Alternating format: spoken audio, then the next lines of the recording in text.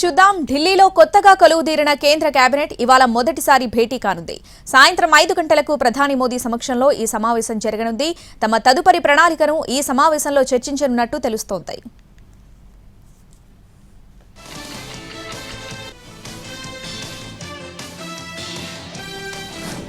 BJP అఖిల భారత అధ్యక్షుడి ఎన్నిక త్వరలోనే ఉంటుందన్నారు కేంద్ర మంత్రి కిషన్ రెడ్డి. జేపీ నడ్డా టర్మ్ పూర్తయిందని, ఆ స్థానంలో కొత్త వ్యక్తి వచ్చే అవకాశం ఉందన్నారు. అంతేకాదు వివిధ రాష్ట్రాల్లో అధ్యక్షుల ప్రకటన కూడా ఉంటుందన్నారు కిషన్ రెడ్డి. సోమవారం సాయంత్రం 5 గంటలకు కేంద్ర కేబినెట్ తొలి మీటింగ్ జరగనుంది.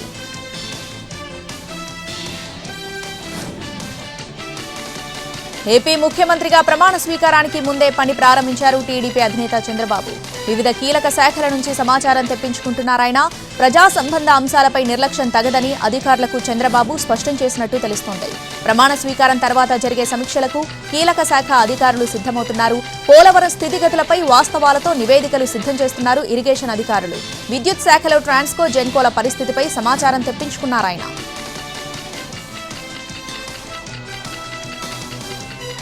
రాజధానిలో ఆగిపోయిన నిర్మాణ పనులను ఏపీ ప్రభుత్వ ప్రధాన కార్యదర్శి నీరబ్ కుమార్ ప్రసాద్ పరిశీలించారు. ఉద్దండరాయనిపాలెంలో సీఆర్డీఏ కార్యాలయాన్ని, ప్రజాప్రతినిధుల నివాసాలు, అఖిల భారత సర్వీస్ అధికారుల క్వార్టర్స్, హైకోర్టు 4వ తరగతి సిబ్బంది నివాసాలను పరిశీలించారు. ముఖ్యమంత్రిగా చంద్రబాబు ప్రమాణ స్వీకారం చేసేలోపు రాజధానిలో పరిశుభ్రత పనులు పూర్తి చేస్తామన్నారు.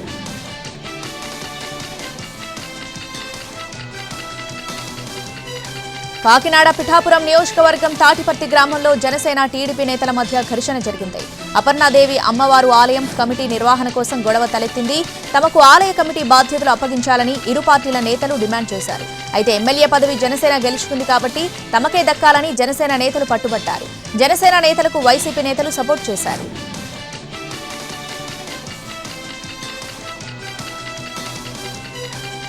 ఏపీ సీఎంగా చంద్రబాబు ప్రమాణ స్వీకారం చేసేందుకు అన్ని ఏర్పాట్లు చేస్తున్నారు అధికారులు. ఇప్పటికే కృష్ణా, ఎన్టీఆర్ జిల్లాల కలెక్టర్లకు సీఎం ప్రమాణ స్వీకార ఏర్పాట్లు పూర్తి చేసే బాధ్యతను సీఎస్ అప్పగించారు.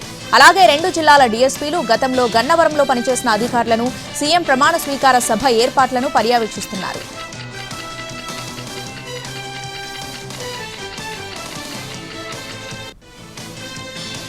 కేంద్రంలో 3వసారి అధికారంలోకి వచ్చామని బీజేపీ నేతలు ఎగిరెగిరి పడుతున్నారని అన్నారు ఎమ్మెల్యే కడియం శ్రీహరి.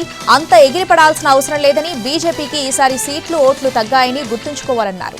రామమందిరం కట్టిన ఫైజాబాద్లోనే బీజేపీ ఓడిపోయిందన్నారు. చంద్రబాబు, నితీష్ కుమార్ ఎన్డీఏ కూటమి నుంచి బయటకు వస్తే పరిస్థితి గందరగోళమే అన్నారు కడియం శ్రీహరి.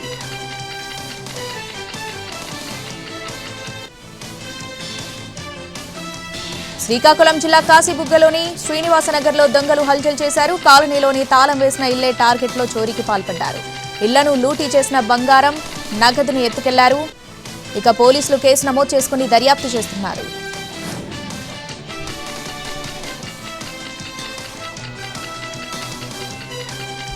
మెదక్ జిల్లా జహీరాబాద్లోని తిరుమల డెవలపర్స్ వెంచర్లో కొంతమంది దుండగులు గంజాయిని సాగు చేస్తున్నారు. విషయం తెలుసుకున్న ఎక్సైజ్ పోలీస్ ఆ మొక్కలను ధ్వంసం చేశారు. 12 గంజాయి మొక్కలను ధ్వంసం చేశారు. వాటి విలువ సుమారు 1.20 లక్షలుంటుందని ఎక్సైజ్ పోలీసులు తెలిపారు. మొక్కలను సాగు చేస్తున్న రాఘవరెడ్డిపై కేసు నమోదు చేసి అదుపులోకి తీసుకున్నారు.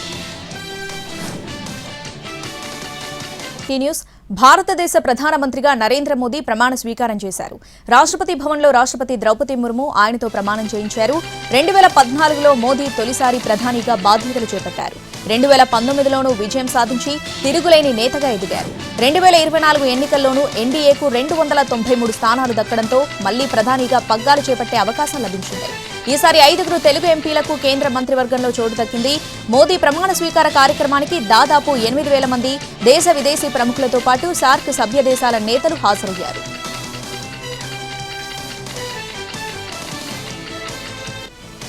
ప్రధాని తర్వాత కేంద్ర మంత్రులుగా ప్రమాణం పూర్తి చేసిన 71 మందిలో 30 మందికి కేబినెట్లో హోదా ఉంటుంది. 5 స్వతంత్ర హోదాలో ఉంటారు. మిగిలిన 36 మంది సహాయ మంత్రులు. బీజేపీ అధ్యక్షుడు జేపీ నడ్డాను 5 ఏళ్ల తర్వాత తిరిగి కేబినెట్లోకి తీసుకున్నారు. మాజీ సీఎంలు శివరాజ్ సింగ్ చౌహాన్, మనోహర్ లాల్ ఖట్టర్లకు కొత్తగా చోటు దక్కింది.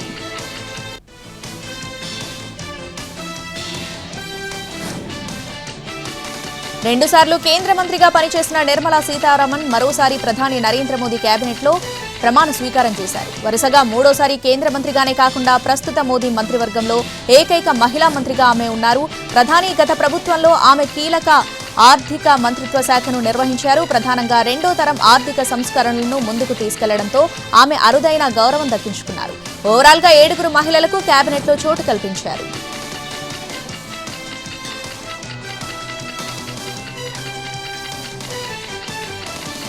జాతీయ రాజకీయ వర్గాల్లో ఏపీ నుంచి టీడీపీ ఎంపీ రామ్మోహన్ నాయుడు అందరినీ ఆకట్టుకున్నారు. కేంద్ర మంత్రిగా ప్రమాణ స్వీకారం చేసిన ఆయన వయసు 36 సంవత్సరాలు. మోదీ 3.0 ప్రభుత్వంలోని మంత్రివర్గంలో రామ్మోహన్ నాయుడు అతి పిన్న వయసుగా కేంద్ర మంత్రిగా రికార్డు సొంతం చేసుకున్నారు. 26 ఏళ్ల వయసులో శ్రీకాకుళం ఎంపీగా గెలిచారు. వరుసగా 3 సార్లు గెలిచారు. ఇప్పుడు కేంద్ర మంత్రిగా ప్రమాణ స్వీకారం చేశారు.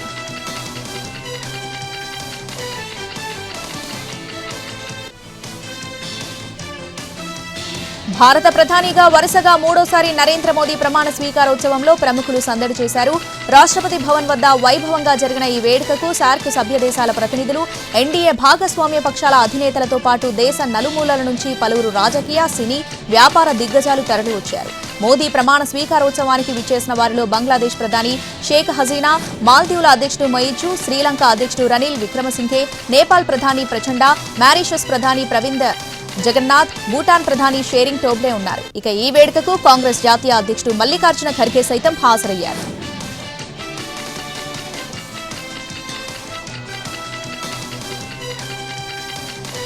$72 మందితో మోదీ కేబినెట్ కొలువుదీరింది. వీరిలో 30 మంది కేబినెట్ మంత్రులుండగా 5 స్వతంత్ర మంత్రులు, 36 మంది సహాయ మంత్రులున్నారు.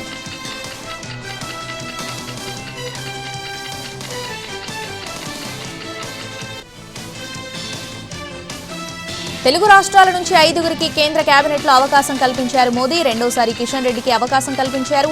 తెలంగాణ నుంచి కిషన్ రెడ్డి, బండి సంజయ్ కేంద్ర మంత్రులుగా ప్రమాణం చేశారు. అలాగే ఏపీ నుంచి రామ్మోహన్ నాయుడు, పెమ్మసాని చంద్రశేఖర్, భూపతిరాజు శ్రీనివాస వర్మ కేంద్ర మంత్రులుగా ప్రమాణం చేశారు.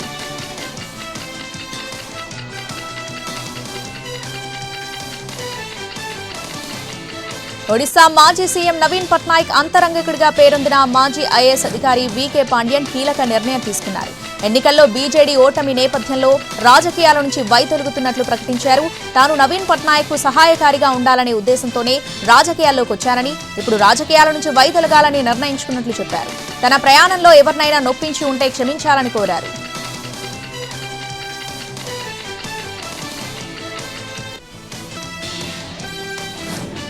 లోక్సభ ఎన్నికల్లో కాంగ్రెస్ సారథ్యంలోని విపక్ష ఇండియా కూటమి మ్యాజిక్ ఫిగర్ కు చాలా దూరంలోనే ఆగిపోయింది. బీజేపీ సైతం ప్రభుత్వ ఏర్పాటుకు అవసరమైన పొత్తులతో మెజార్టీని సొంతం చేసుకుంది. కాంగ్రెస్ పార్టీ విపక్షంలో కూర్చోవాలని నిర్ణయం తీసుకుందని కర్ణాటక డిప్యూటీ సీఎం డీకే శివకుమార్ అన్నారు. బాధ్యతాయుత ప్రతిపక్షంగా వ్యవహరిస్తూ ప్రజల తరపున పోరాడతామని డీకే పేర్కొన్నారు.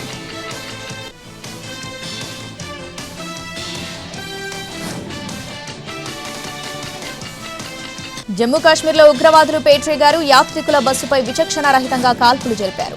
ఈ ఘటనలో 9 మంది యాత్రికులు ప్రాణాలు కోల్పోయారు. మరో 33 మంది గాయపడినట్లు పోలీసులు వెల్లడించారు. యాత్రికులంతా కాటాఢాలోని ఓ ఆలయానికి వెళ్తుండగా రియాసీ జిల్లాలో ఈ ఘటన చోటు చేసుకుంది.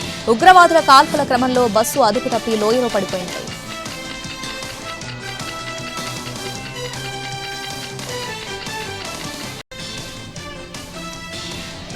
తెలుగు రాష్ట్రాల్లో నైరుతి రుతుపవనాలు చురుగ్గా కదులుతున్నాయి. వాటి ప్రభావంతో ఇవాళ భారీ నుంచి అతి భారీ వర్షాలు పడే అవకాశం ఉందని ఐఎండీ తెలిపింది.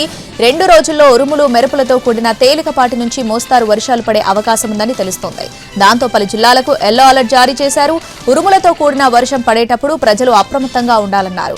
పొలాల్లో పనిచేసే రైతులు, వ్యవసాయ కూలీలు చెట్ల కింద, టవర్స్ కింద ఉండరాదని సూచించారు.